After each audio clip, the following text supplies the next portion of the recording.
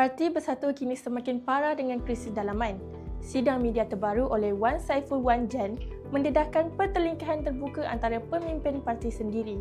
Wan Saiful mendakwa ada pemimpin kanan termasuk Azmin Ali dan Tun Faizal yang terlibat dalam gugutan, serangan cyber dan campur tangan untuk jatuhkan kepimpinan sedia ada. Beliau umum akan rujuk mereka ke lembaga disiplin parti.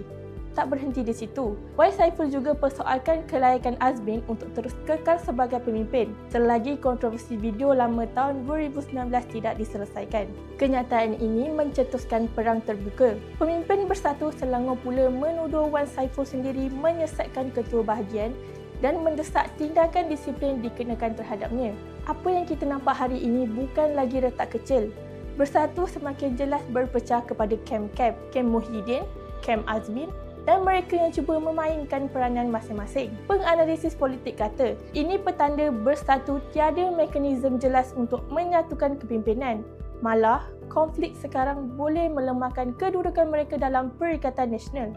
Lebih buruk, parti ini sedang cuba yakinkan rakyat bahawa mereka pilihan alternatif untuk kerajaan. Tapi kalau rumah sendiri pun bergolak, bagaimana rakyat boleh percaya mereka mampu tadbir negara? Kini, rakyat melihat Bersatu bukan sebagai parti yang stabil, tetapi parti yang terperangkap dengan dendam lama, perebutan jawatan dan skandal peribadi.